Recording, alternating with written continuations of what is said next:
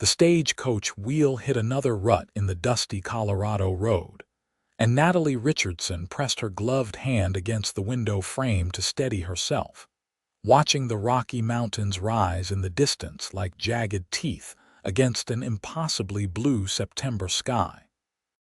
She had traveled from Boston to Aspen with nothing but 2 trunks, a teaching certificate, and a letter of appointment that promised a new life far from the scandal that had driven her west in 1878. The other passengers, a mining engineer and his wife, had departed at the previous stop, leaving her alone for the final stretch into town, and she was grateful for the solitude to collect her thoughts before facing whatever awaited her in this rough mountain settlement. The stage driver called out that they would arrive within the hour, and Natalie smoothed her traveling dress, dark green wool that had seen better days but remained respectable enough for a schoolteacher. At 23, she had expected to be married by now, settled in some comfortable Boston townhouse with children and a garden. Instead, she had accepted Thomas Whitmore's lies about his circumstances, only to discover he had a wife already, and the resulting gossip had made her position at the girls' academy untenable. Colorado represented escape, a chance to rebuild where no one knew her shame. Aspen sprawled before her as they crested the final hill, a jumble of wooden buildings clustered along the roaring Fork River, with mining operations scarring the mountainsides beyond. The town had exploded in population over the past year with the discovery of rich silver deposits, and even from a distance, Natalie could see the chaos of rapid growth. Half-finished structures, muddy streets crowded with wagons, and what seemed like hundreds of men moving about their business. Her heart sank slightly. She had hoped for something quieter, more civilized, but beggars could not be choosers. The stage pulled up before the Grand Hotel, which looked neither grand nor particularly stable, and the driver helped her down while calling for someone to handle her trunks. Natalie stood on the wooden sidewalk, breathing in air that smelled of pine, wood smoke, and something else she could not quite identify, sharp and mineral from the mines. Several men paused in their activities to stare at her, and she lifted her chin, meeting their gazes with the prim expression that had served her well in Boston. "Miss Richardson." A woman's voice cut through the ambient noise, and Natalie turned to see a sturdy figure in practical brown calico approaching. "I'm Martha Hendricks, the mayor's wife. We've been expecting you. Mrs. Hendricks, I'm pleased to make your acquaintance." Natalie extended her hand, relieved to find at least one friendly face. Martha's grip was firm, her face weathered but kind beneath a sensible bonnet. "The schoolhouse is ready for you, though I'll warn you it's nothing fancy. We've had trouble keeping teachers out here. Most don't last a month before they are on the next stage back to civilization." Her tone suggested this was a test of sorts. "I have no intention of leaving," Natalie said firmly. "I've come to stay. We'll see." Martha gestured to a young man lounging nearby. "Billy, help with Miss Richardson's trunks. We'll get you settled at the boarding house, and tomorrow I'll show you the school. You'll start Monday with 23 students aged 6 to 14. It's a handful, but you look capable enough." The boarding house proved to be a narrow 2-story structure run by a widow named Mrs. Cooper, who showed Natalie to a small but clean room on the 2nd floor. An iron bedstead, a washstand, a wardrobe, and a single chair comprised the furnishings, but the window overlooked the mountains, and Natalie decided she could be content here. After Mrs. Cooper departed, she unpacked her belongings, hanging her 3 dresses in the wardrobe and arranging her books on the narrow shelf beside the bed. Teaching manuals, mostly, but also her treasured volumes of poetry and a novel or two for the long evenings ahead. That night, she lay awake listening to the unfamiliar sounds of Aspen. piano music from the saloons, men's voices raised in argument or laughter, the occasional gunshot that made her flinch despite Martha's assurance that such things were common and rarely meant anything serious. She thought of Boston, of her mother's tight-lipped disappointment and her father's refusal to even say goodbye. They had given her the money for passage west and made it clear she was no longer welcome in their home. The pain of that rejection still burned, but beneath it ran a thread of something else. Relief, perhaps, or the first stirring of freedom. Sunday morning brought church services in a building that doubled as a community hall, and Natalie attended in her best dress, a navy silk that was somewhat too fine for the rough congregation, but appropriate for meeting her future students and their families. She sat in the back, conscious of curious stares, and listened to a circuit preacher deliver a sermon about redemption that felt uncomfortably pointed given her circumstances. Afterward, Martha introduced her to what seemed like half the town, names and faces blurring together until Natalie's head spun. "And this is Adam Yates," Martha said, pulling forward a tall man who had been standing at the edge of the crowd. "He runs a cattle ranch about 5 miles north of town. Adam, this is Miss Richardson, our new teacher." Natalie looked up, and up further still, meeting eyes the color of honey in a face tanned dark by years of outdoor work. Adam Yates had to be well over 6 feet tall, with broad shoulders that strained the seams of his Sunday coat and hands that looked more accustomed to hard labor than the gentle handshake he offered her. His dark hair was neatly combed but too long by Boston standards, curling slightly over his collar, and when he smiled, lines crinkled at the corners of his eyes. "Miss Richardson." His voice was deep and quiet, with a hint of something Southern softened by years elsewhere. "Welcome to Aspen. I hope you'll find it to your liking." "Thank you, Mr. Yates." She returned his handshake, surprised by the calluses on his palm and the careful way he moderated his grip, as though afraid of hurting her. "I'm certain I will." "Adam supplies beef to most of the restaurants and hotels in town," Martha continued. "He's one of our success stories. Came here with nothing 10 years ago and built that ranch from scratch." A faint flush darkened Adam's cheeks. Martha exaggerates. "I had a horse and enough stubbornness not to quit when things got difficult." He released Natalie's hand, and she found herself oddly reluctant to let go. "If you need anything out at the school, Miss Richardson, my ranch is close by. Don't hesitate to send word." "That's very kind."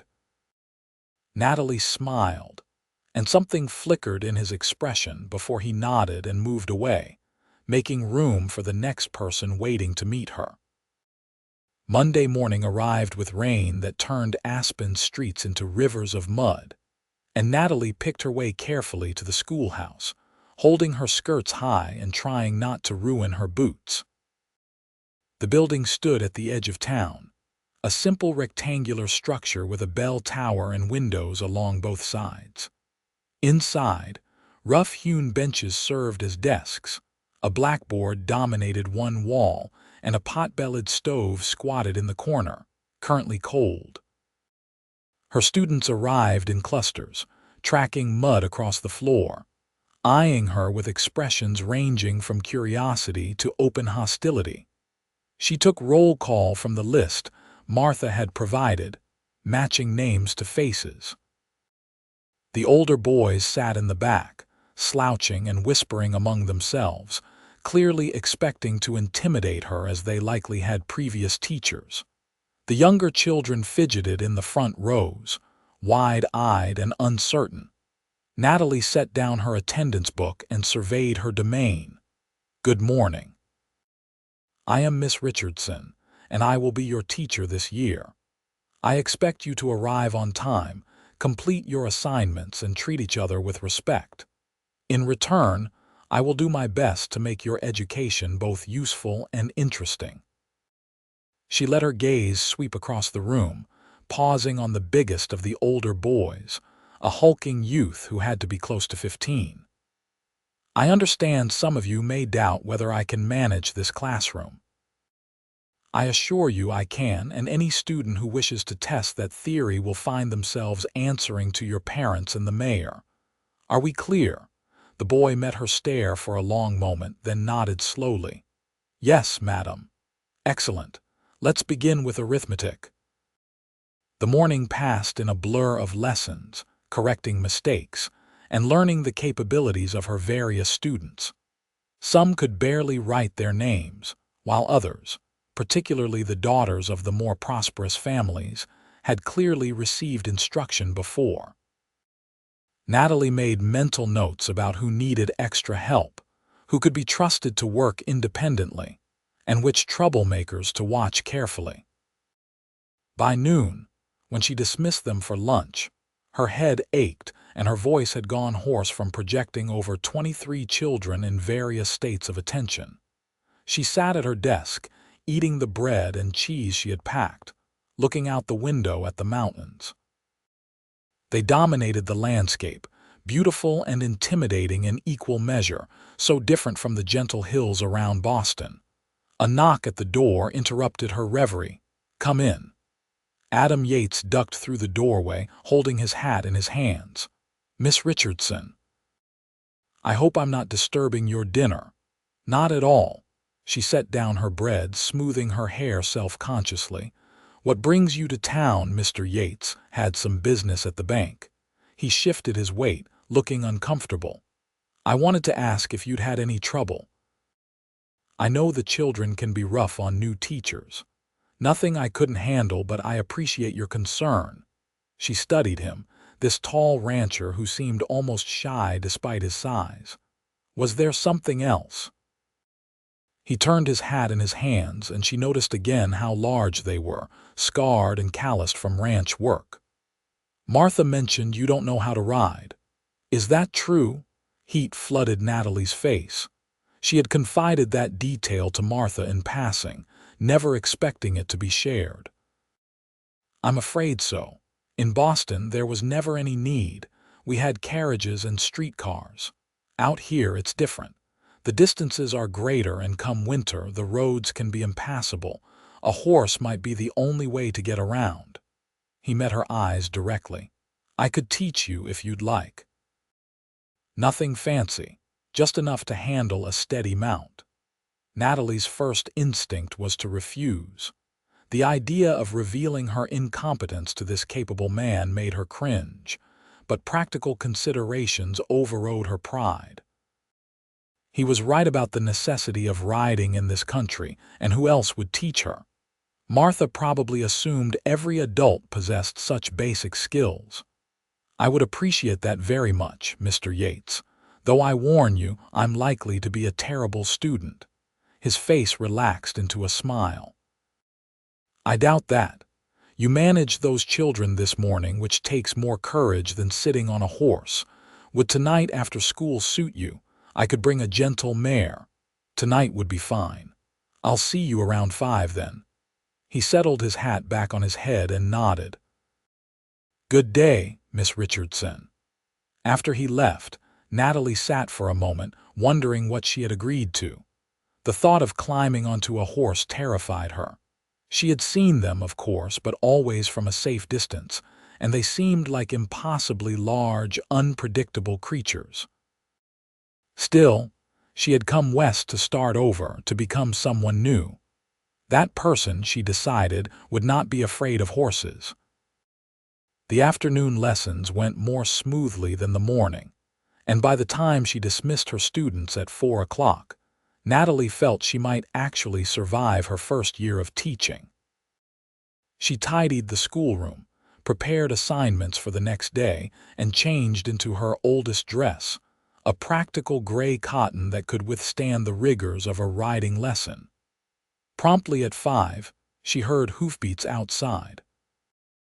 Adam had brought 2 horses, his own, a rangy bay gelding and a smaller chestnut mare with a white blaze on her forehead. He dismounted and approached Natalie where she stood on the schoolhouse steps, trying to look braver than she felt. "This is Rosie," he said, stroking the mare's neck. "She's 15 years old and the steadiest horse I own. She raised my nephews on her back before I bought her from my sister. You couldn't find a safer mount." Rosie turned her head to look at Natalie with large, liquid brown eyes that seemed gentle enough. Natalie descended the steps slowly, extending her hand as Adam had done. The mare snuffled at her palm, warm breath tickling her skin. "She's looking for treats," Adam explained. "Here." He pulled something from his pocket and placed it in Natalie's hand, an apple slice. "Hold your palm flat so she doesn't accidentally bite your fingers." Natalie offered the apple, marveling at the softness of the horse's lips as Rosie delicately took the treat. "She's beautiful. She's a good girl.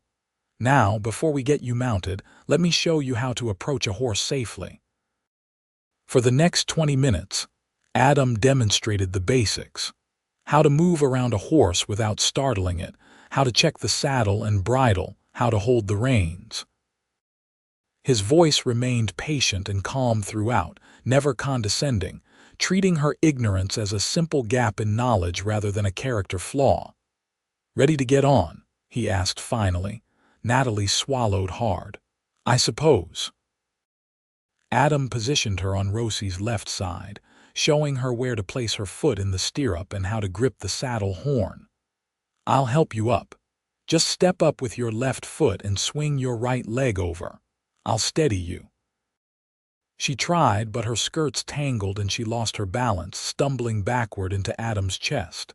His hands caught her waist, holding her steady, and for a moment she was acutely aware of his warmth, his strength, the clean scent of soap and leather. "Sorry," she gasped. "Nothing to apologize for. Let's try again, and this time I'll give you a boost." On the second attempt, with Adam's assistance, she found herself sitting astride Rosie's broad back, higher off the ground than expected and feeling desperately insecure.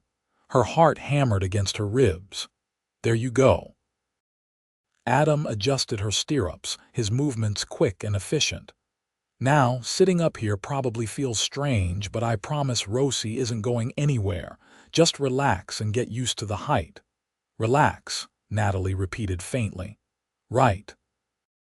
He showed her how to hold the reins, explained the basic commands, and then led Rosie forward at a gentle walk, circling the schoolyard while Natalie clung to the saddle horn with white knuckles. The mare's gait was smooth, rolling beneath her like a ship on calm seas, and gradually her death grip loosened as she realized she wasn't going to slide off and break her neck. "How does it feel?" Adam asked. "Terrifying, but also rather wonderful." She laughed shakily. "I'm actually on a horse." "You are indeed." His smile was warm with approval. "Want to try controlling her yourself?" "I don't know if I'm ready for that."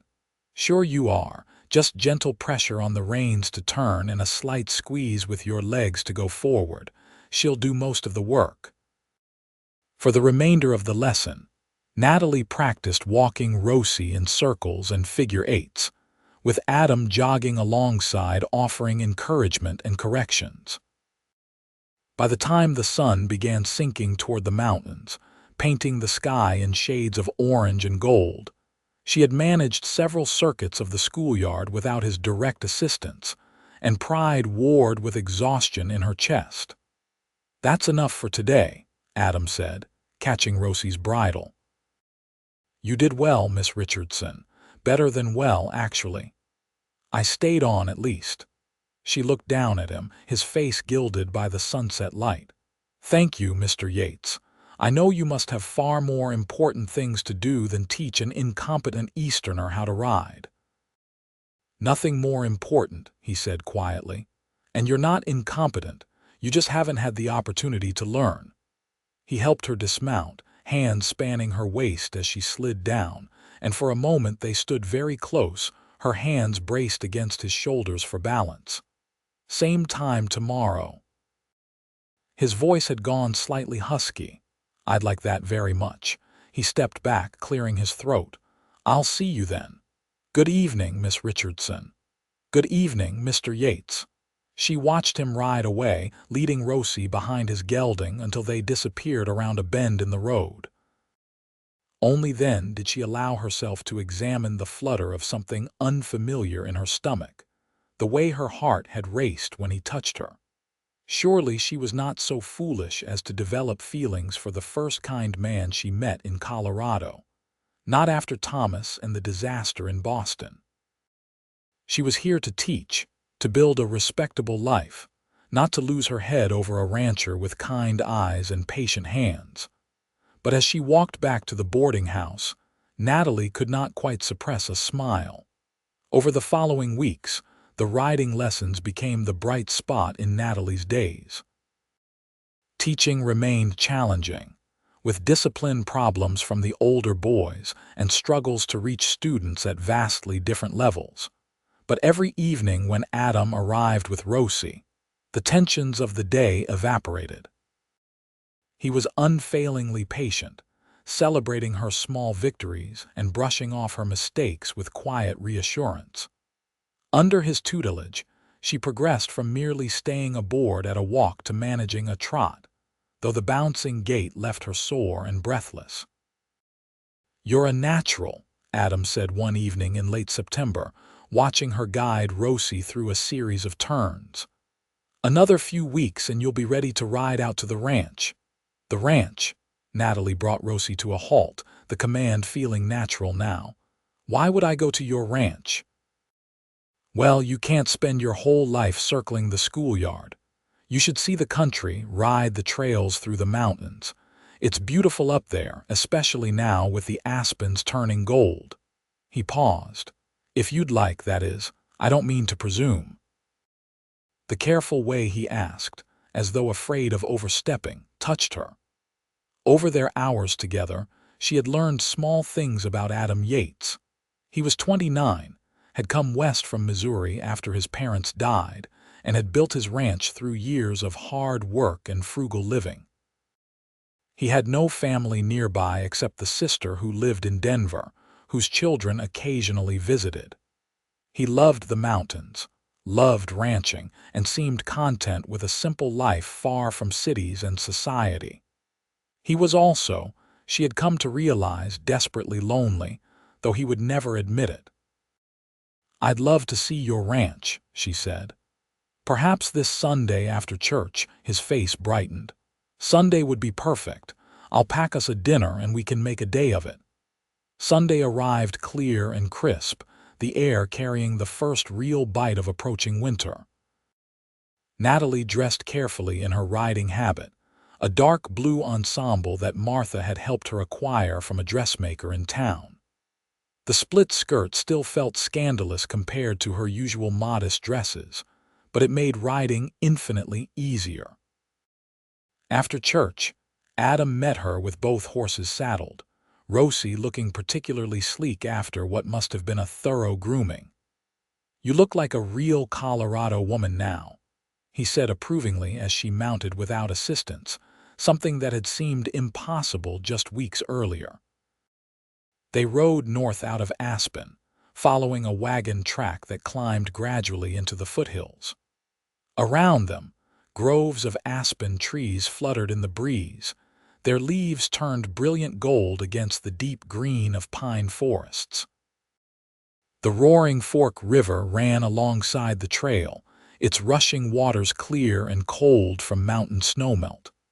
Natalie found herself relaxing into Rosie's gait, no longer tensing against every movement, actually enjoying the ride. "Tell me about Boston," Adam said as they rode side by side. "I've never been further east than Kansas City." Natalie considered how to answer.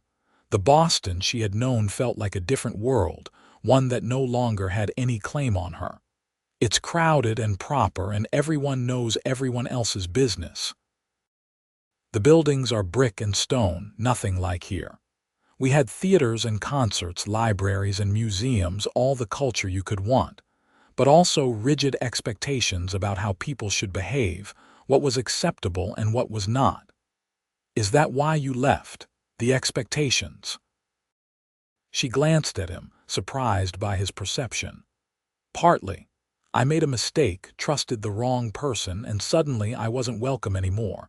It seemed easier to start fresh somewhere no one knew me. Their loss is our gain. He said it simply, without flattery, and somehow that made it more meaningful. They rode in comfortable silence for a while, climbing higher until they reached a plateau where a ranch house stood surrounded by outbuildings and corrals. The house was modest, a single story of weathered wood with a wide porch, but it looked solid and well-maintained. Behind it, pastures stretched toward the mountains, dotted with grazing cattle. "This is it," Adam said, and she heard pride in his voice. "Not much, but it's mine. It's wonderful." Natalie meant it. There was something appealing about this place, the sense of a life built through honest work, beholden to no one. They dismounted, and Adam showed her around the property.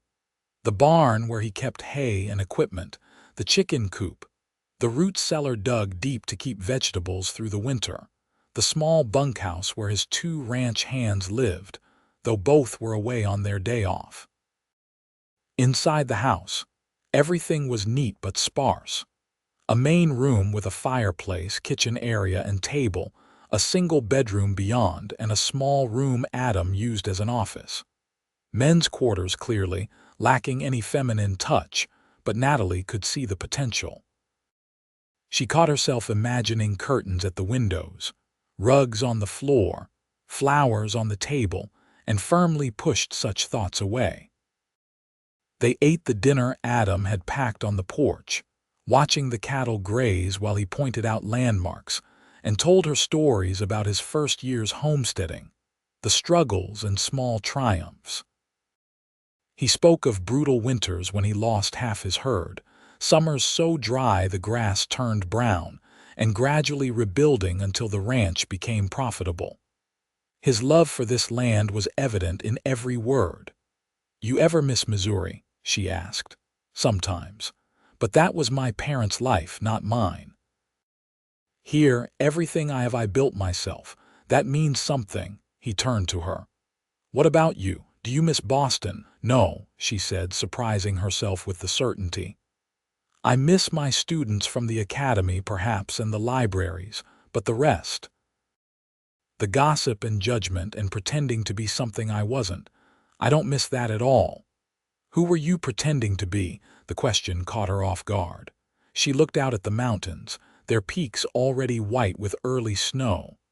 Someone satisfied with a small, safe life. Someone who never wanted more than what was considered appropriate for a woman of my class. But the truth is, I always felt trapped, like there was something bigger waiting if I could just break free. And now I'm terrified half the time and exhilarated the other half. Teaching those children, learning to ride, living in this impossible, beautiful place. She laughed. "I have no idea what I'm doing, but at least it feels real. You're doing better than you think." Adam's voice had gone soft. "Those children adore you. I hear about Miss Richardson all over town. How you made arithmetic fun. How you broke up a fight between the Thompson boys without batting an eye. How you started a lending library with your own books. People talk about me." The idea made her uncomfortable, in the best way. "You've made a difference here, Natalie." It was the first time he had used her given name, and the sound of it in his deep voice sent warmth flooding through her. She met his eyes and saw something there that made her breath catch. Interest, admiration, and beneath it, desire carefully banked but unmistakable. Adam. His name felt right on her lips. "I should tell you something about why I left Boston. You don't owe me explanations. I want to tell you." She forced herself to hold his gaze. "There was a man, a professor at the academy. He courted me, said he wanted to marry me, and fool that I was, I believed him. We were never improper, but I let him kiss me, spent time alone with him. Then I discovered he already had a wife in New York. When I confronted him, he laughed. Said I was naive to think someone like him would actually marry a penniless teacher. Anger flashed across Adam's face. He sounds like a piece of work. The worst part was that everyone blamed me. Society decided I must have known, must have been trying to lure him away from his wife. My reputation was destroyed, and the academy asked me to leave. So when the position here came available, I took it. Fresh start, new life, all of that. She twisted her hands in her lap. I'm telling you because you've been so kind, and if we're going to be friends, you should know the truth about who I am. I know who you are, Adam said firmly. You're a woman with courage enough to come west alone, skill enough to teach a roomful of wild children, and heart enough to trust again after being hurt. That's all I need to know. Tears pricked at Natalie's eyes. You're a good man, Adam Yates. I'm a man who's been alone too long, he said quietly. And I'd like to court you properly if you'd allow it. I know I'm just a rancher without much polish and you're educated and refined, but I think we might suit each other. No pressure, no rush. Just honest intentions and time to see where this goes. Her heart hammered so hard she was certain he could hear it. Part of her wanted to refuse, to protect herself from potential heartbreak. But a larger part, the part that had brought her west in the first place, wanted to take the risk. I'd like that very much, she said. The smile that broke across his face was like sunrise over the mountains, and when he reached for her hand, she gave it willingly. They sat on his porch until the shadows grew long, talking about everything and nothing, hands linked between them, and Natalie felt something she had not experienced in a very long time: hope for the future. Their courtship unfolded slowly over the following weeks, shaped by the rhythms of their work and the watchful eyes of a small town. Adam continued the riding lessons, though Natalie now needed little instruction, and they became excuses to spend time together. They rode through the changing landscape as autumn deepened, exploring trails that wound through golden aspen groves and pine forests, always returning before full dark to preserve Natalie's reputation. On Sundays after church, they took dinner together at the restaurant or visited his ranch, and slowly the townspeople grew accustomed to seeing them as a pair. Natalie found herself thinking about Adam at odd moments during her teaching day, remembering something funny he had said or the way his eyes crinkled when he smiled.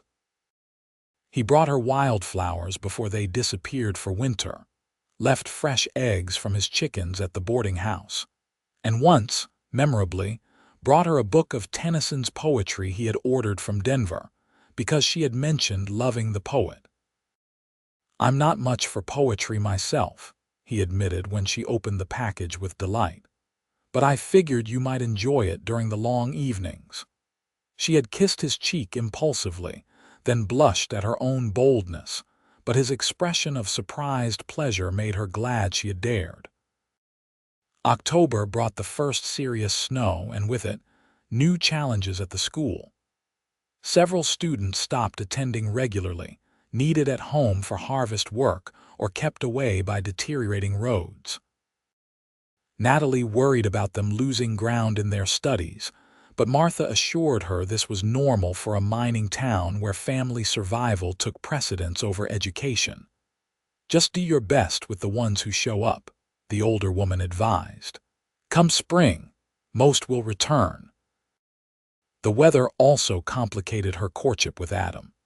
Heavy snows made the roads impassable for days at a time, and Natalie found herself anxiously watching the window for any sign of his arrival.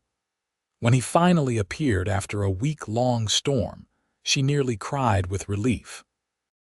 "I was worried about you," she admitted as he stamped snow from his boots on the boarding house porch, where Mrs. Cooper had reluctantly allowed them to visit under her watchful supervision.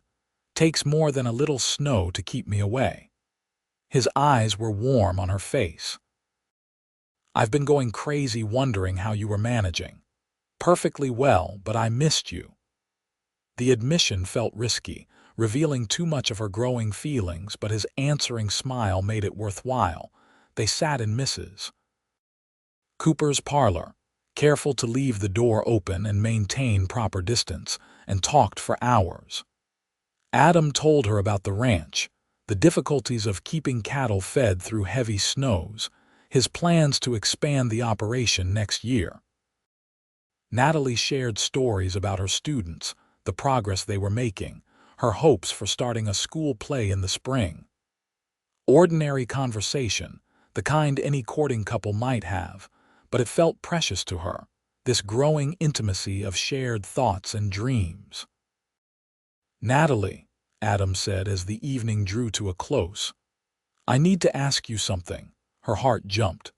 "Yes. Thanksgiving is coming, and I wondered if you'd spend it at the ranch. I know it's not entirely proper, but I promise I'll behave with perfect propriety. I just want to cook you dinner, show you I'm not completely hopeless in domestic matters." He looked nervous, this confident rancher suddenly uncertain. "I'd love that," she said softly. "Though I should warn you, I'm a terrible cook. Boston ladies aren't raised to be useful in kitchens." "Then maybe you should learn if you're planning to stay in Colorado." His tone was light, but his eyes held a question beneath the words. "I'm planning to stay," she assured him. "This is home now." The relief on his face told her volumes about his own worries, his concern that she might eventually tire of the rough Western life and return east. But she had meant what she said. Boston held nothing for her now. Her life was here, her students, her work, and increasingly this patient rancher who had taught her so much more than how to sit a horse. Thanksgiving arrived with clear skies and temperatures cold enough to freeze the water in the wash basin solid. Natalie dressed warmly in layers of wool and met Adam at the schoolhouse, where he had Rosie saddled and ready. The ride to his ranch took longer than usual, the horses picking their way carefully through snow-drifted trails, but Natalie had improved enough to handle the challenging conditions without anxiety. She trusted Rosie completely now, and more importantly, she trusted herself. At the ranch, Adam proved as good as his word, producing a respectable Thanksgiving dinner of roasted chicken, potatoes, and dried apple pie. They ate at his table while snow drifted against the windows, and Natalie felt a contentment she had never experienced in her parents' Boston mansion, for all its luxury and servants. "This is the best Thanksgiving I've ever had," she said honestly. "Even though you're stuck in a drafty ranch house instead of some fancy restaurant, especially because of that." She reached across the table to take his hand. "Adam, I want you to know how much these months have meant to me. You've given me confidence I never had before, shown me I can do things I thought impossible. You've been patient and kind, and never made me feel inadequate for my ignorance about Western life."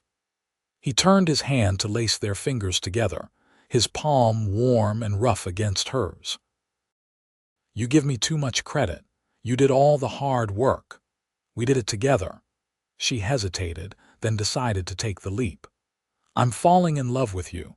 I don't know if it's too soon to say that, if I'm being too forward, but I can't keep pretending what I feel is simple friendship." For a moment, Adam just stared at her and fear clutched at her heart. Had she misread everything, pushed too fast, revealed too much? Then he stood, pulling her up with him, and cupped her face in his big, gentle hands. "I've loved you since the day you agreed to let me teach you to ride," he said roughly. This brave, stubborn Eastern woman who was terrified but climbed on that horse anyway, because she knew she needed to learn. "I've been trying to court you slow and proper, not rush you or make you think I wanted something you weren't ready to give. But Natalie, I love you. I want to marry you, build a life with you if you'll have me." "Yes." The word came out as barely a whisper. "Yes, I'll marry you." He kissed her then, a gentle press of lips that quickly deepened as she melted against him. This was nothing like the stolen kisses with Thomas, which had been all technique and no feeling. Adam kissed her like she was precious, like he wanted to memorize every detail, his arms coming around to hold her close. When they finally broke apart, both breathing hard, his eyes were bright with emotion. "I don't have a ring yet," he said. "I'll need to go to Denver, get you something proper." "I don't need a ring, I just need you. You'll get both," he promised. "Everything I have is yours now, the ranch, the cattle, my sorry self, all of it." She laughed, giddy with happiness. "When should we marry? Tomorrow, if it were up to me. But I suppose we should do things right. After Christmas, maybe. Give people time to get used to the idea, and you time to finish the school term if you want. I'll need to talk to Martha about finding a replacement teacher. You don't have to quit teaching unless you want to. I know it's important to you." She pulled back to look at him properly. "You'd be all right with a wife who works. I'd be honored to have a wife who's the smartest, most capable woman in Aspen." He kissed her forehead. "We'll figure it out together. That's what marriage is, isn't it? Figuring things out together." They spent the rest of the afternoon making plans. Practical discussions mixed with kisses and long moments of simply holding each other, marveling at this new understanding between them. As the sun began to set, painting the snow-covered landscape in shades of pink and gold, Adam insisted on riding back to town with her, unwilling to let her make the journey alone even though she was perfectly capable now. "Humor me," he said. "I'm going to be protective. It's who I am." "I can live with that," she teased, "as long as you remember I'm not helpless. Trust me, I'm very aware you're not helpless. You're fierce, Natalie Richardson. It's one of the things I love most about you." They announced their engagement the following Sunday at church, and if some of the townspeople were surprised by the speed of the courtship, most seemed genuinely pleased. Martha hugged Natalie enthusiastically, declaring she had suspected this outcome all along. Mrs. Cooper sniffed and said she hoped Miss Richardson knew what she was getting into, becoming a rancher's wife, but even she seemed approving underneath the bluster. The students bombarded Natalie with questions, wanting to know if she would keep teaching after marriage, and she assured them she had every intention of finishing the school year. True to his word, Adam traveled to Denver in early December and returned with a simple gold band set with a small diamond, which he presented to Natalie over dinner at the restaurant. She loved it immediately, this modest ring that represented so much more than the flashy jewelry Thomas had promised but never delivered. This was real, earned through honest work, given with true love. They set the wedding date for December 28th, allowing time for Adam's sister and her family to make the trip from Denver despite winter conditions. Natalie wrote to her parents, feeling obligated to inform them though she expected no response. To her surprise, her mother sent a brief letter congratulating her and enclosing a check for $50, the equivalent of a white flag if not quite an apology. Natalie used the money to purchase fabric for a wedding dress, which she and Martha sewed together in the evenings. Pale blue silk with lace at the collar and cuffs. The weeks before the wedding passed in a blur of preparation and anticipation. Natalie continued teaching, though her mind often wandered to thoughts of her upcoming marriage, life at the ranch, the future unfolding before her. Adam visited daily when weather permitted, and they spent their evenings planning, discussing everything from where they would sleep to how they would manage the ranch together. He valued her opinions, sought her input on decisions, treated her as an equal partner in a way that still sometimes surprised her. "I want you to be happy at the ranch," he said one evening as they sat in Mrs. Cooper's parlor. "If you need changes made to the house, things that would make it more comfortable, just say so. It's your home now, too." "Our home," she corrected gently. And I'm sure I'll have ideas once I'm living there, but honestly, Adam, I'm not marrying you for a fancy house. I'm marrying you because you're the best man I've ever known." His ears went red with pleased embarrassment. "I'll do my best to deserve you." "You already do." December 28th dawned clear and cold, with fresh snow sparkling under brilliant sunshine. The wedding took place in the church at noon, with half the town in attendance and the circuit preacher officiating. Natalie wore her blue silk dress and carried a small bouquet of preserved flowers, since nothing bloomed in December. Adam stood at the front of the church in a new suit, looking handsome and nervous, his eyes never leaving her face as she walked down the aisle. The ceremony was simple but meaningful, traditional vows promising to love and honor until death. When the preacher pronounced them man and wife and Adam kissed her, Natalie felt tears of joy slip down her cheeks. This was real.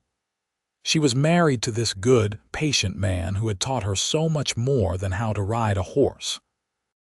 He had taught her to trust again, to risk her heart, to believe in new beginnings. The reception afterward featured food provided by half the town, everyone contributing what they could. There was music from a fiddle player and dancing. Though Natalie had never learned Western dancing and spent most of the time laughing as Adam tried to teach her the steps. His sister Jane proved to be warm and welcoming, embracing Natalie as family and extracting promises that they would visit Denver in the spring. Her two sons, aged 10 and 12, were fascinated by their new aunt and peppered her with questions about teaching in Boston, until Jane finally shushed them. As evening fell, Adam bundled Natalie into a sleigh he had borrowed for the occasion, and they drove through the snowy darkness to his ranch under a sky full of stars. Someone had been there ahead of them, probably Jane or Martha, because the house was warm, a fire burning in the fireplace and lamps lit throughout. Natalie noticed other small touches: flowers in a vase on the table, fresh linens on the bed, food laid out in the kitchen. "Our friends have been busy," Adam said, helping her out of her cloak. "It's perfect." She turned to face him, suddenly shy despite all their weeks of courtship. This was the moment everything changed, when they truly became husband and wife. He seemed to understand her nervousness. "We don't have to rush anything. I can sleep in the office if you'd prefer, give you time to adjust." "No." She stepped closer, placing her hands on his chest. "I want this. I want you. I'm just a little nervous." "Me too," he admitted. "I want to make you happy, Natalie, in every way." She reached up to kiss him, and he responded carefully at first, then with growing passion as she pressed against him. They made their way to the bedroom, helping each other out of their wedding clothes with fumbling fingers and breathless laughter. Adam was achingly gentle with her, patient and attentive, making sure of her comfort and pleasure before seeking his own. Afterward, they lay tangled together under the quilts, her head on his chest, listening to the steady beat of his heart. "I love you," she whispered into the darkness. His arms tightened around her. "I love you too, more than I ever thought possible." She fell asleep feeling safe and cherished, her last thought before dreams claimed her that this, finally, was where she belonged. Their first months of marriage brought adjustments as they learned to live together, to navigate the small compromises and negotiations of shared life. Natalie discovered that Adam was tidier than expected, but had peculiar ideas about how things should be organized. And he learned that she was not a morning person, and required coffee before she could manage civil conversation. They worked out a division of household labor that played to their strengths, with Adam handling most of the cooking since he was genuinely better at it, while Natalie took over the household accounts and correspondence. She continued teaching through the end of the school year, riding Rosie into town each morning and returning in the afternoon. a routine that quickly became comfortable. Adam's ranch hands, Ben and Charlie, had been initially skeptical of their boss marrying a city woman. But Natalie won them over by taking genuine interest in the ranch operations and proving she was willing to learn. She spent her weekends helping with various tasks around the property, discovering she had a knack for handling the chickens, and enjoyed the simple satisfaction of collecting eggs each morning. Spring arrived with its usual mountain drama, snow melting in rushing torrents that swelled the river, wildflowers carpeting the meadows overnight. Natalie and Adam took long rides through the awakening landscape, sometimes packing dinner and staying out until dusk, talking about everything and nothing. She had never been so happy, so certain she had made the right choice. In April, she began to suspect she might be pregnant. The signs were subtle at first but grew more definite: morning nausea, unusual fatigue, her monthly courses absent.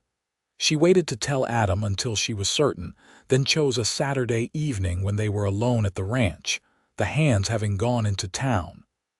"Adam, I have something to tell you." He looked up from the harness he was mending, concern flashing across his face. "What's wrong?" "Nothing's wrong.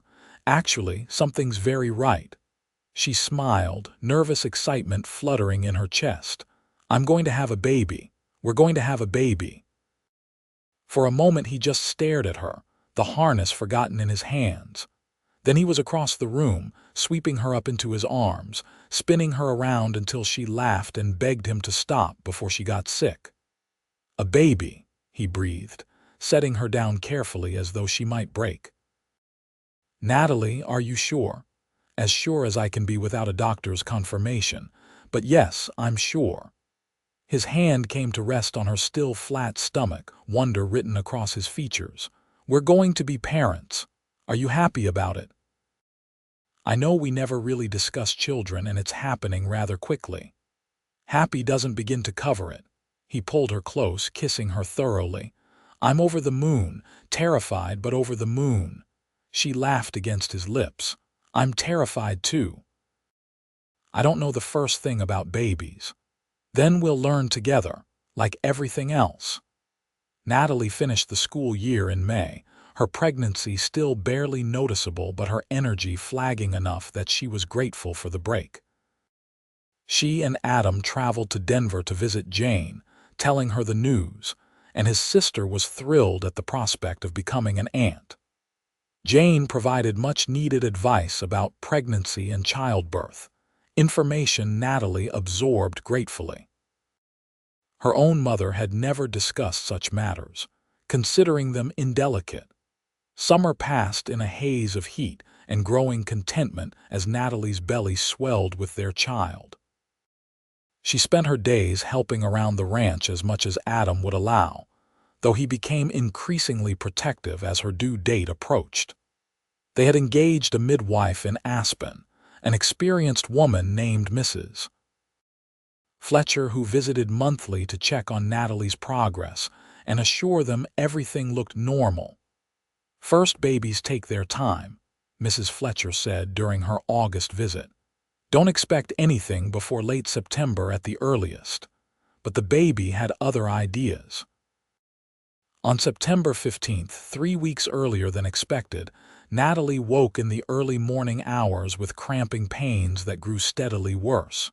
She shook Adam awake, trying to keep the fear from her voice. "I think the baby's coming." He bolted upright, instantly alert. "Now, are you sure?" "The pains are getting closer together." "Yes, I'm sure." What followed was organized chaos as Adam sent Charlie racing into town to fetch Mrs. Fletcher while he helped Natalie through increasingly intense contractions. She had never experienced pain like this, wave after wave that seemed to split her apart, and she clung to Adam's hand while trying not to scream. He stayed with her despite Mrs. Fletcher's attempts to shoo him from the room, refusing to leave his wife's side. "I'm not going anywhere," he said firmly. "She needs me here." The labor lasted through the morning and into the afternoon, hours of pain that blurred together until Natalie thought she could not endure another moment. Then, finally, Mrs. Fletcher announced it was time to push, and with Adam supporting her and whispering encouragement, she bore down with the last of her strength. The baby slid free in a rush, and moments later, a piercing cry filled the room. "It's a boy," Mrs. Fletcher announced, holding up the squalling infant. A healthy boy, by the sound of those lungs. Tears streamed down Natalie's face as the midwife placed her son on her chest. This tiny, perfect creature she and Adam had created. The baby had a shock of dark hair and was red-faced from crying. But when Adam reached out to touch his head with one gentle finger, the infant quieted, as though recognizing his father's touch. "He's beautiful," Adam said hoarsely, tears in his own eyes. "You're both beautiful." "Natalie, you were so brave. We have a son." She could hardly believe it, this miracle in her arms. They named him Thomas Andrew, though Natalie insisted everyone call him Drew to avoid any association with her unfortunate past. He was a good baby overall, sleeping in reasonable stretches and nursing well, though the adjustment to parenthood exhausted them both. Natalie marveled at Adam's patience with their son, the way he could calm Drew's crying when she was at her wit's end, how he insisted on taking night feedings when he could to let her rest. "You're a natural father," she told him one night, watching him rock Drew back to sleep. "I'm making it up as I go, same as you." But he looked pleased by the compliment. As winter set in again, they settled into new rhythms as a family of three. Natalie found she did not miss teaching as much as she had expected, too absorbed in caring for Drew to think about much else.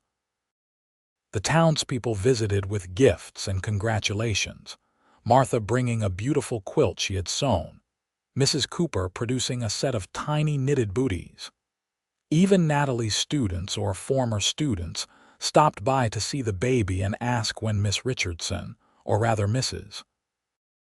Yates, might return to teaching. "Maybe in a year or two," Natalie told them, "when Drew is older." But privately, she was not certain she wanted to return. Her life had changed so completely from the prim Boston schoolteacher who had arrived in Aspen 2 years ago. That woman would hardly recognize the person she had become. Rancher's wife, mother, capable of riding through mountains and handling livestock and weathering the hardships of frontier life. She was stronger now, more confident, more herself than she had ever been in the carefully controlled world of her childhood. "Are you happy?" Adam asked one evening as they sat by the fire, Drew asleep in his cradle between them. "Deliriously so," she said honestly. "Sometimes I have to pinch myself to believe this is real, that I get to have you and Drew and this life. I'm the lucky one." He reached for her hand, lacing their fingers together in the gesture that had become second nature. "You took a chance on a rough rancher who barely knew which fork to use at dinner. You taught me to ride. I'd say we're even." He smiled, that slow, warm smile that still made her heart skip. "I suppose I did. Best decision I ever made, bringing Rosie to that schoolhouse. Best decision I ever made, saying yes." They sat in comfortable silence, watching the flames dance in the hearth, their son sleeping peacefully nearby.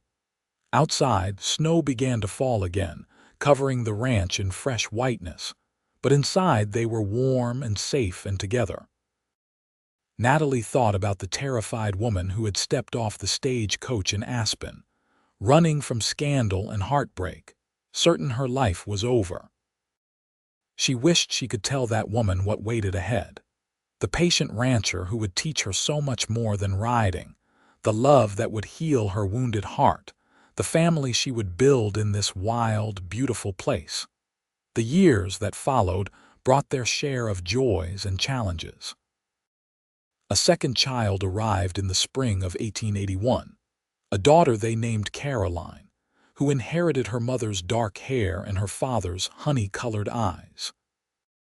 She was a more demanding infant than Drew had been, colicky and wakeful. But Adam walked miles around the ranch house at night, singing to her in his deep voice until she finally settled. Drew proved to be a serious, thoughtful child who adored his baby sister and could often be found sitting beside her cradle, telling her stories about the ranch and the horses.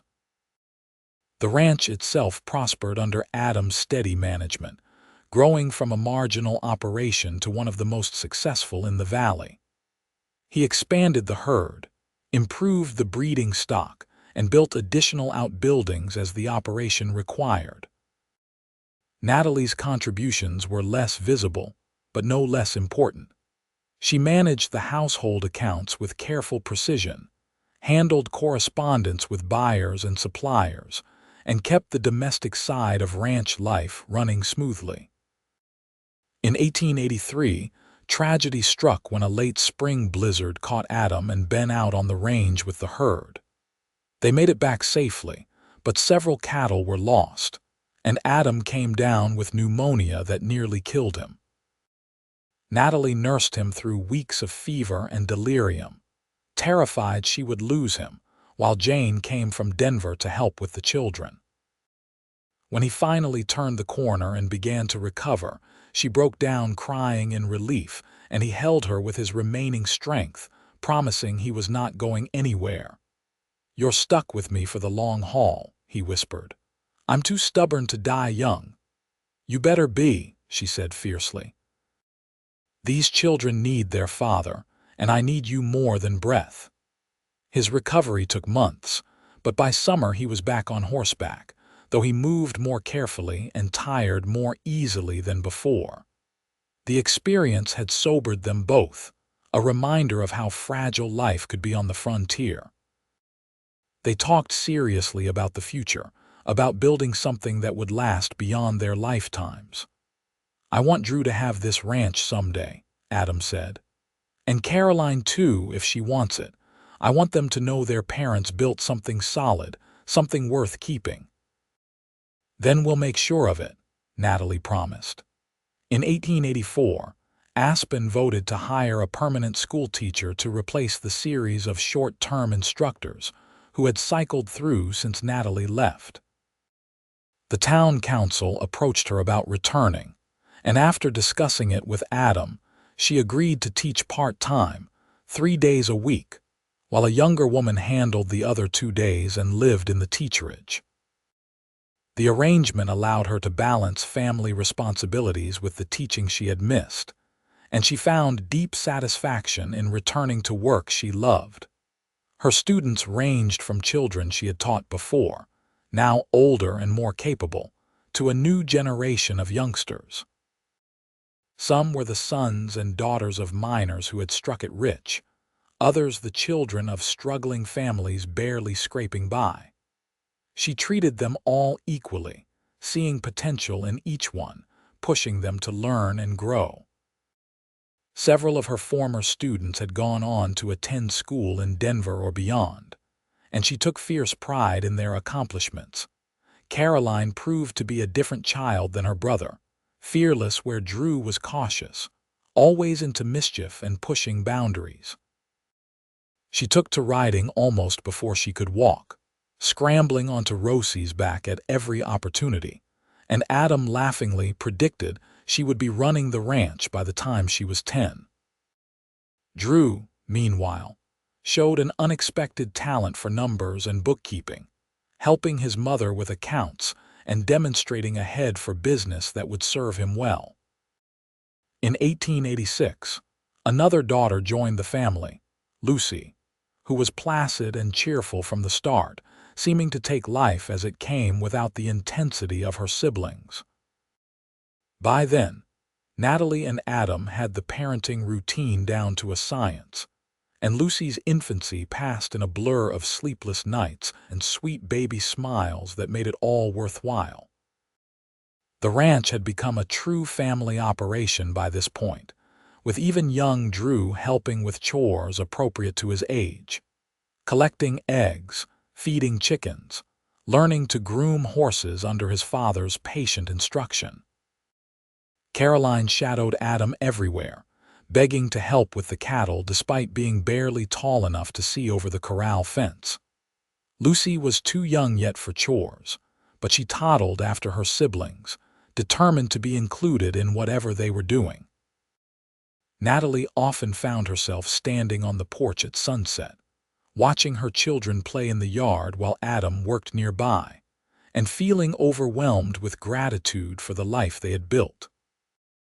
This was so far from anything she had imagined growing up in Boston, and yet it fit her perfectly, like a garment tailored specifically to her measurements. "What are you thinking about?" Adam asked one evening, coming to stand beside her, slipping an arm around her waist. "How lucky we are. How different my life might have been if I hadn't come west, if you hadn't offered to teach me to ride." "I'd say it was fate," he said. "You were always meant to be here, Natalie, with me, with our children in this place.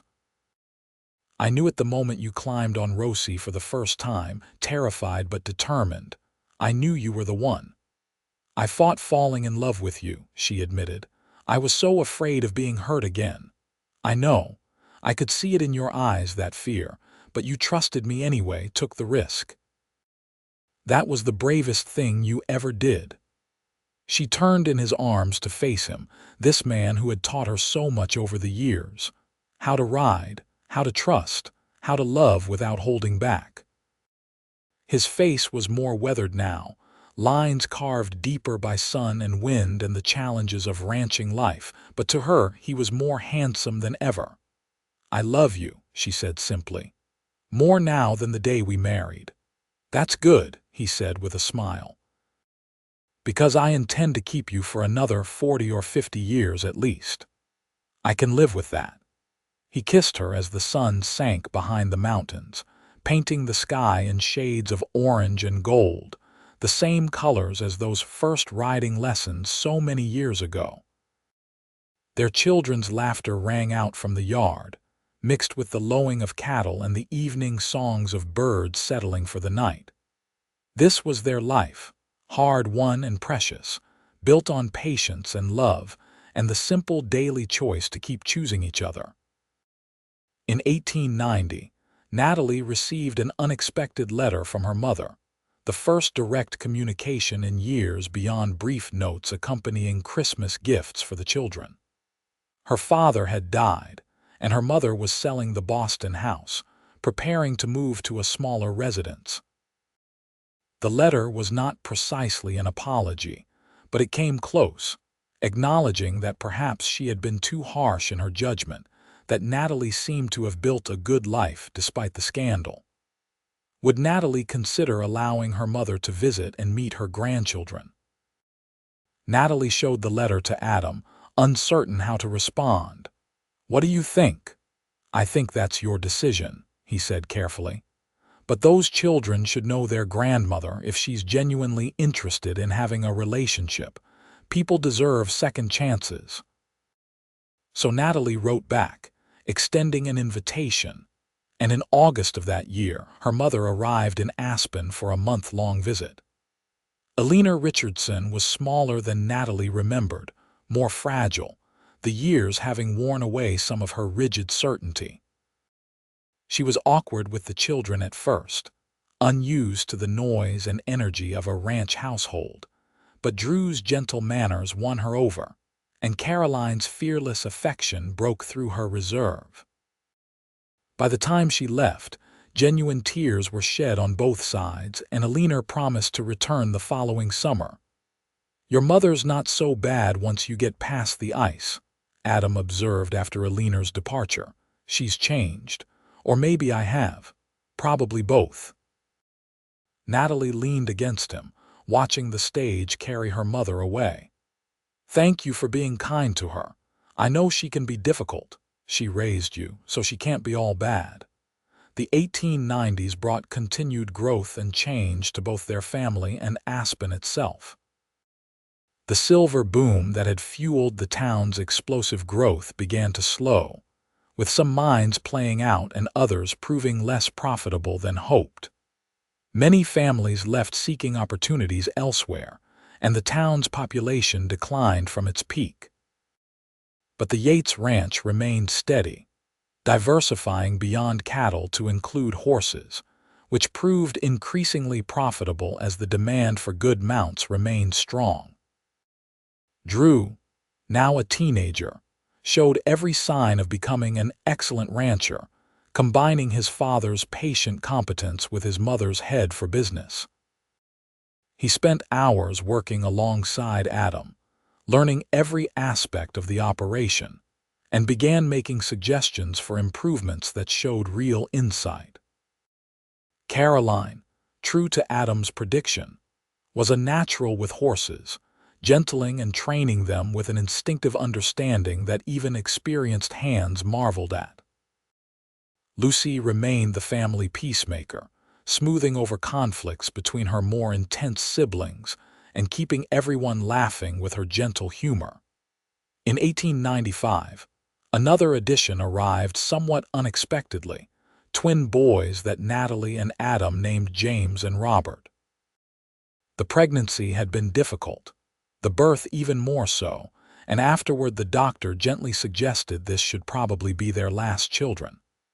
At 40, Natalie was inclined to agree, feeling she had enough on her hands with 5 youngsters ranging from toddler twins to 16-year-old Drew. "Our quiver is officially full," Adam joked, looking slightly overwhelmed as he held a twin in each arm. "More than full," Natalie agreed, but she could not regret these last additions, watching the older children cluster around to meet their new brothers. The turn of the century found the Yates family firmly established as one of the pillars of the Aspen community. Adam served on the town council, Natalie continued her part-time teaching, and their children were growing into capable, responsible young people. Drew was already taking on more ranch responsibilities as Adam began to slow down, not from any illness but simply the natural effect of years of hard physical labor. Caroline had married a neighboring rancher's son in 1899, a young man Adam approved of, and was expecting their first grandchild. Lucy showed signs of following her mother into teaching, spending her free time helping at the school. On their 20th wedding anniversary in December 1898, Adam and Natalie stood on their porch watching the sunset, a ritual they had maintained throughout their marriage whenever possible. The mountains were white with snow, the air crisp and clean, the ranch spread out before them, solid and prospering. 20 years, Natalie said wonderingly. Sometimes it feels like yesterday and sometimes like forever. The best forever I could have imagined. Adam pulled her close against the cold. No regrets, not a single one. You. Only that I didn't meet you sooner. He kissed the top of her head. But I'll take the years we have and be grateful. Do you remember those first riding lessons, how terrified I was? I remember thinking you were the bravest person I'd ever met. Still think that, actually. You faced every challenge this life has thrown at you with courage and grace. She laughed. I don't know about grace, but I've tried my best. More than tried. You've succeeded beyond measure. Those children in there, this ranch, the life we've built, all of it is as much your doing as mine. More, probably. No, she said firmly. We did it together. That's what makes it work. They stood in comfortable silence as darkness fell and stars began to appear, brilliant against the black sky.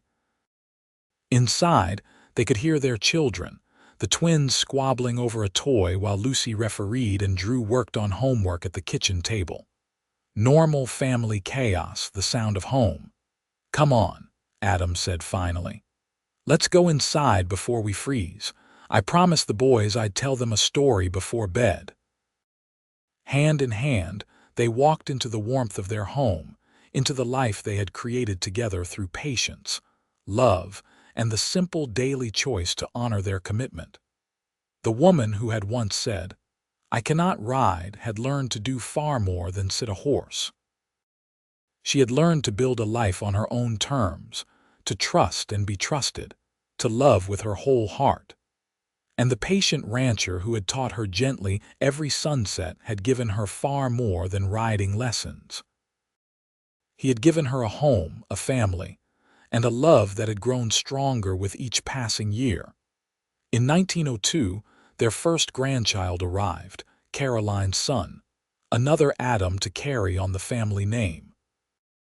Natalie held the baby and marveled at becoming a grandmother at 47, feeling simultaneously old and ageless. She watched her daughter with her infant, seeing echoes of herself 2 decades earlier, and knew the cycle was continuing, the family they had built extending into another generation. Drew married in 1903, bringing home a practical young woman named Sarah who fit seamlessly into ranch life.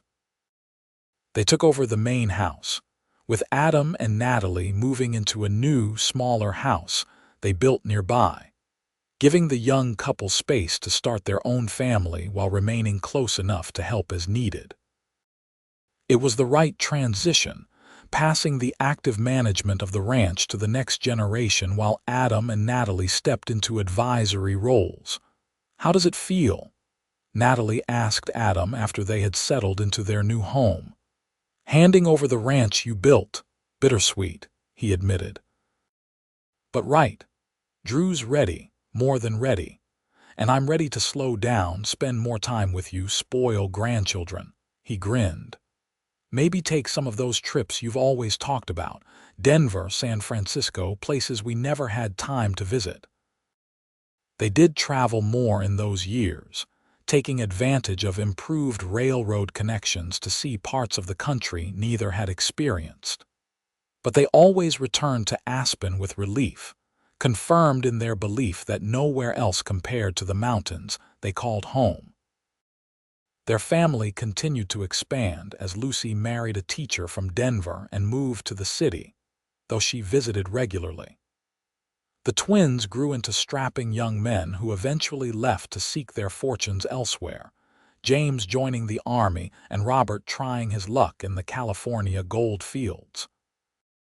In 1910, Adam began having health problems, a persistent cough that would not resolve and growing weakness that worried Natalie deeply. The doctor diagnosed a serious heart condition, the result of years of hard labor and that long-ago bout of pneumonia. There was little to be done except rest and take things easy, advice Adam followed grudgingly. "I'm not ready to be an invalid," he grumbled. "Then don't be," Natalie said practically. "But you need to be sensible. Let Drew handle the heavy work. You can still manage plenty from a chair on the porch." He did slow down, though it grated against his nature to watch others do work he had always handled himself. But he found satisfaction in teaching his grandchildren, now numerous enough to require a head count, passing on skills and stories and the values that had guided his own life. His pride in Drew's management of the ranch was obvious, and father and son remained close, consulting daily on decisions large and small. Natalie continued teaching into her 60s, finally retiring in 1913 when it became clear Adam needed more of her time and attention.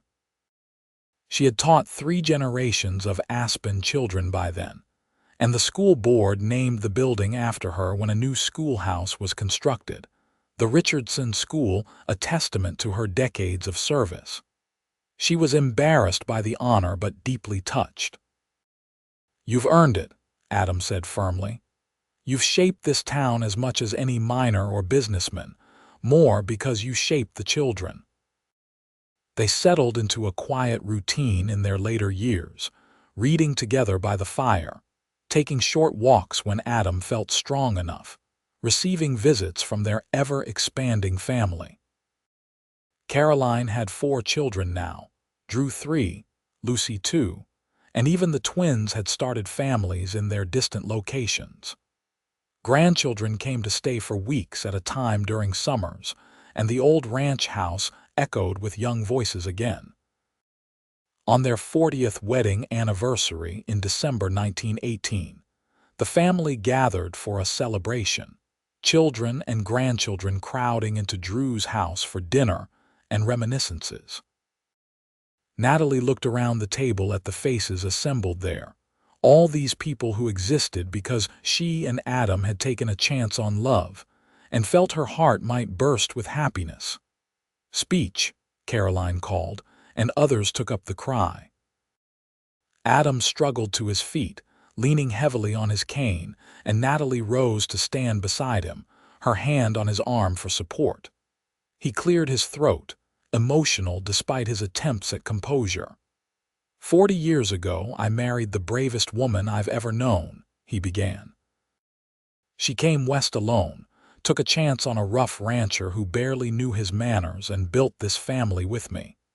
Everything good in my life traces back to her, to that day she agreed to let me teach her to ride." His voice roughened with feeling. "Natalie, you've been my partner, my love, my best friend. The greatest adventure of my life has been sharing it with you."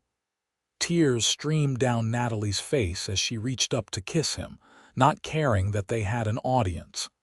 "The greatest adventure of mine," she whispered against his lips. The family erupted in applause and cheers, and the celebration continued late into the evening, filled with laughter and music, and the warmth of love shared across generations. When they finally returned to their small house, exhausted but happy, Adam sank into his chair with a sigh of relief. "That was wonderful, but I'm done in," he admitted. Natalie helped him prepare for bed, a role she had increasingly taken on as his health declined. Once he was settled, she lay beside him, her head on his shoulder in their familiar position. "You ever regret it?" she asked softly. "Not traveling more when we were young, not taking time for adventure." "Every day with you has been an adventure," he said, "and I have no regrets, not one." "Neither do I. You gave me everything I never knew I wanted. We gave it to each other."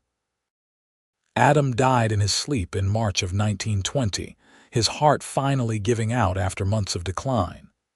Natalie woke to find him cold beside her, gone so peacefully she had not even stirred. The grief was crushing, a physical weight on her chest that made breathing difficult. 41 years of marriage, of partnership, of love, and suddenly she was alone. The family rallied around her, everyone returning for the funeral. The church overflowed with mourners, testimony to the respect Adam had earned in his years in Aspen. Natalie sat in the front pew, surrounded by children and grandchildren, and listened to stories about her husband's kindness, his integrity, his skill as a rancher and friend. She knew all of it was true, but it barely scratched the surface of who he had been to her. The months after Adam's death were the darkest of Natalie's life. She moved through each day mechanically, going through motions, but feeling nothing except the enormous absence where her husband had been. Drew and Sarah tried to convince her to move in with them, but she refused, needing space to grieve, to adjust to this new reality of widowhood. Slowly, gradually, the sharp edge of grief dulled to something more bearable. She began to re-engage with life, spending time with grandchildren, helping where she could with the ranch, even returning to occasional substitute teaching when the school needed her. She organized Adam's papers and mementos, creating a written history of the ranch for future generations. She wrote letters to all their children, telling them stories of their father, ensuring his memory stayed vivid. One evening in late summer, she rode Rosie's descendant, a gentle mare named Ruby, up to the plateau where the ranch house stood. Now 75 and slowed by arthritis, Natalie still rode when she could, unwilling to give up the skill Adam had taught her so patiently all those years ago. She dismounted at their old spot, where they had shared that first Thanksgiving dinner and so many meals since, and stood looking out over the land they had built together. "I miss you," she said aloud, speaking to the wind and mountains and the memory of the man she loved. Every day, every moment. But I'm grateful, Adam, for every sunset, every riding lesson, every year we had. You taught me so much more than how to sit a horse. You taught me how to live. A gust of wind stirred her hair, and for just a moment she could have sworn she felt his presence, warm and solid beside her. Then it passed, leaving only the clean mountain air and the setting sun painting the sky in familiar shades of gold and orange. Natalie lived for another 12 years, dying peacefully in her sleep in 1932 at the age of 87. She spent those years surrounded by family, watching her grandchildren grow and marry and produce great-grandchildren she delighted in. She wrote her memoirs, detailing the journey from Boston to Colorado, from terrified teacher to confident rancher's wife. She was there to see the ranch celebrate its 60th anniversary, now one of the oldest continuously operated family ranches in the valley. At her funeral, Drew spoke of his mother's courage and determination, the way she had adapted to frontier life without losing her essential kindness and grace.